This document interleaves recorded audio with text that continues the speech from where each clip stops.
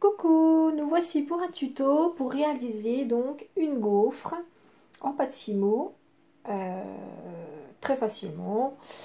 Alors, pour ce faire, vous aurez besoin de pâte fimo. Donc moi j'ai pris de la champagne, donc la même couleur que j'avais fait, que j'avais utilisé donc pour le donut. Donc le tuto est un peu plus avant dans mes vidéos. Donc je vais prendre donc un morceau de pâte champagne que je vais venir étaler dans un premier temps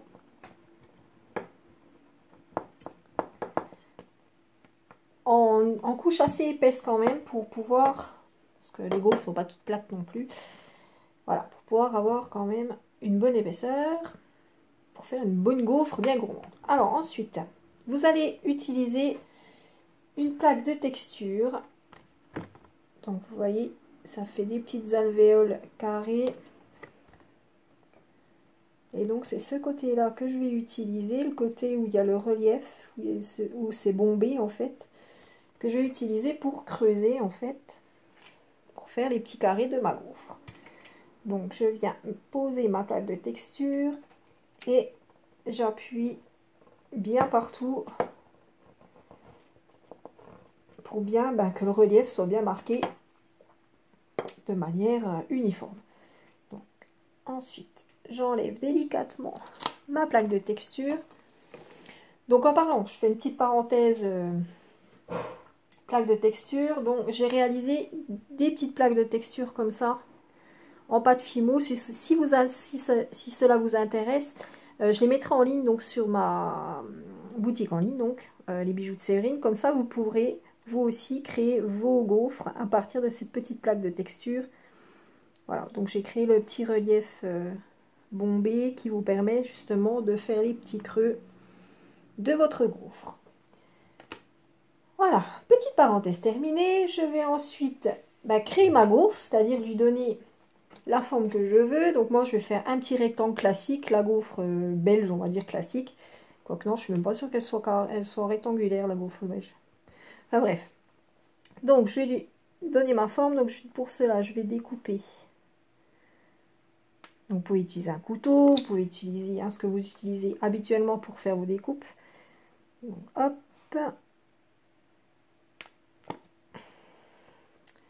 Je mets ça de côté et puis, allez, je vais la faire.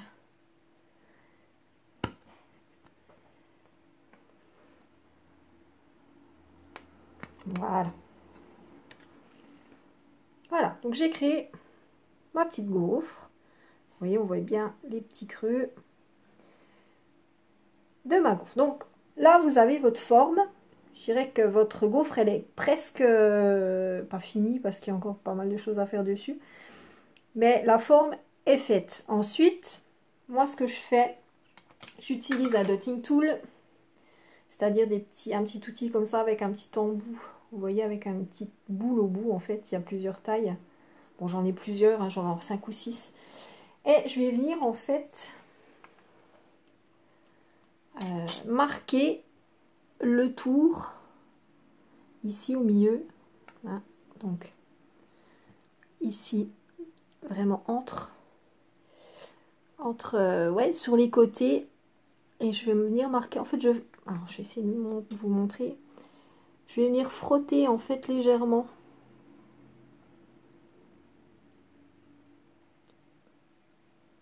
Ici, pour faire un petit relief, parce que votre gaufre, en général, quand vous la faites, elle n'est pas super lisse partout. Donc, je vais venir creuser un petit peu pour lui donner un aspect un peu plus réaliste.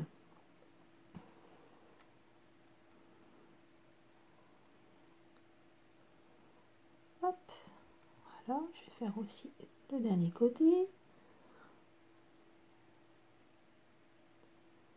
Voilà. Donc vous avez votre gaufre, vous voyez, ça fait un peu plus, on ne voit pas très bien. Donc ça lui donne un aspect un peu plus réaliste, comme si elle sortait de votre petit appareil à gaufre. Voilà. Ensuite, comme le donut, je vais lui donner cet aspect cuit. Donc pour cela, pour faire le côté cuit, ce sera exactement pareil que le donut. Il faut juste que je reprenne mon pinceau qui est dans mes outils derrière. Alors, où est-ce qu'il faut que... J'ai un tiroir avec des outils. Donc je prends mon petit pinceau. Voilà. Donc le petit pinceau, première couleur, donc je vous avais dit du jaune. Donc pour faire ceci, donc vous utilisez les pastels cuites, les pastels sèches comme ceci. Donc pour faire cette couleur là, j'utilise celle-ci, celle-ci et une petite pointe d'orange, mais vraiment très très légère pour foncer un peu.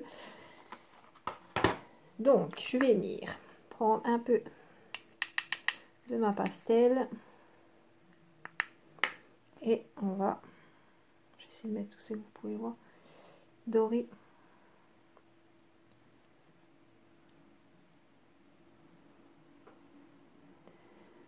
Ma petite gaufre.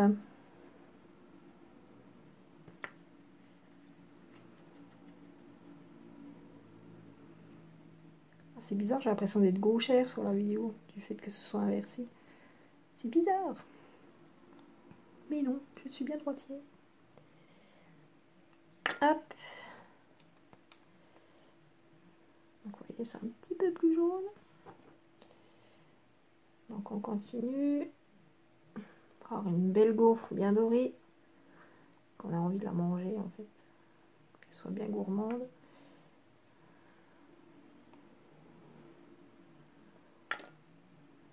Donc enlevez toujours le surplus, hein, parce que ce ne sera pas uniforme, ça va faire pouf d'un coup, vous allez avoir plein de poudre et du coup ça va pas faire le jeu. Donc on en met bien partout. Voilà, donc là elle est un peu plus mieux. Un petit peu plus mieux. Un petit peu plus doré. Hop, je reprends ma matière. Donc on n'oublie pas l'arrière aussi, même si elle est toute plate. Faut pas que ça fasse... Qu'elle ait les fesses toutes blanches. Hop. Voilà. Et donc du coup ça met un peu plus en valeur votre relief. Vous voyez, elle est un peu plus dorée, elle est plus jolie quoi. C'est ça l'avantage de prendre une pâte Fimo assez claire. Après vous lui donnez la couleur que vous voulez au niveau de la dorure, ouais, au niveau du cuit de votre gaufre. Donc après je prends la deuxième couleur, donc là un marron, ouais, le marron chocolat en fait que vous utilisez pour votre coulis chocolat. Et une toute petite touche de rouge.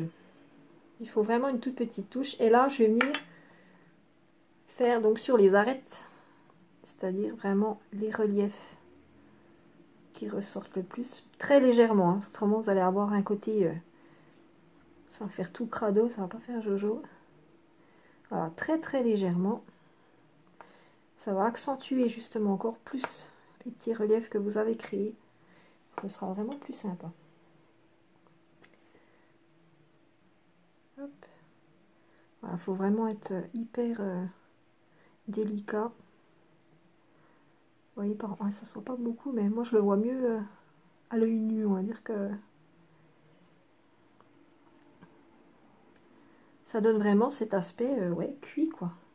On dirait qu'elle sort du four, entre guillemets, enfin du petit appareil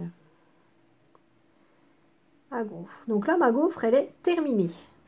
Je vais en remettre encore un petit peu, je trouve un peu pas l'autre à certains endroits.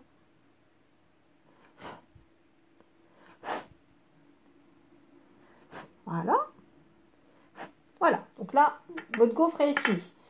Maintenant, vous allez pouvoir la customiser, c'est-à-dire que vous allez pouvoir mettre ou de la chantilly, ou des petits fruits, ou ce que vous voulez, de la confiture, du miel, enfin ce que vous avez envie. Et moi, comme dans mon tuto précédent, j'avais fait un petit coulis de chocolat, et ben je vais venir mettre ce coulis de chocolat juste avant la cuisson de ma gaufre. Donc il est juste là, je l'ai laissé exprès. Tac. et je vais venir le poser sur ma gaufre. Après, vous pouvez mettre des petits copeaux style petite vermicelle ou vous pouvez y mettre de la noix de coco ou des petites paillettes. Enfin, vous pouvez décorer un petit peu selon vos envies. Donc moi, j'ai décidé de mettre un petit peu de coulis. Coulis chocolat ou Nutella, hein, ça fait un peu la même...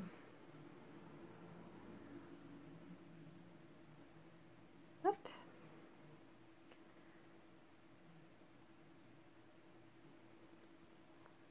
Vous voyez, c'est plutôt sympa, être très gourmand.